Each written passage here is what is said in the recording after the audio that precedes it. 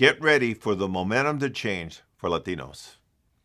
I was speaking to my friend, former Super Bowl head coach Ron Rivera, and we were discussing the impact of analytics in sports.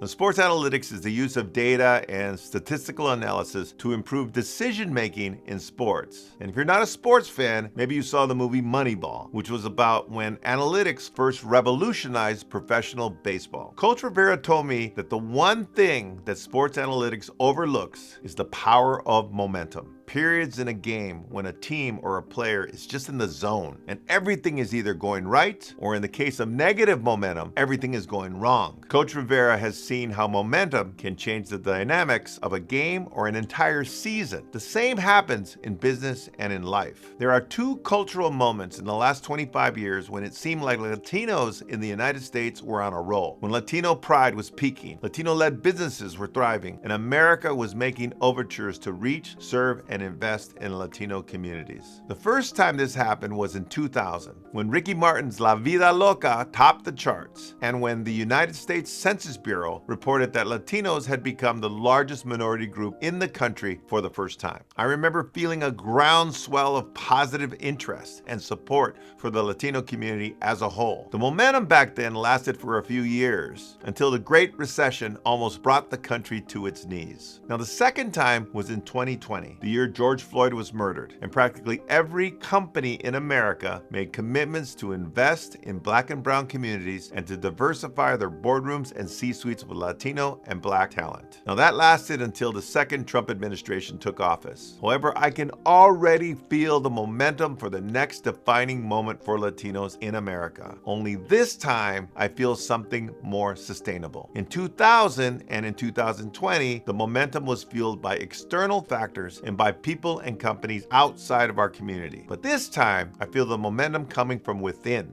The silver lining in all the negativity that we see with mass deportations, the war on DEI, and the scapegoating of our community is that it's uniting us all. Latinos are being galvanized more than ever. Maybe it's because we feel like a line has been crossed and we've had enough. Perhaps our economic power has finally reached a tipping point, or maybe we just know better this time. Whatever it is, the momentum is about to change massively. So what does that mean? It means that if you're young and Latino, it's time to lean in. It's time to scale that business and to invest in ourselves. In every era, there comes a moment when people must decide whether they will shape history or be shaped by it. The wind is at our back, and for Latinos in the 21st century America, that moment is now. If you want to learn more about the Latino brand, leadership, and building wealth, follow me for more.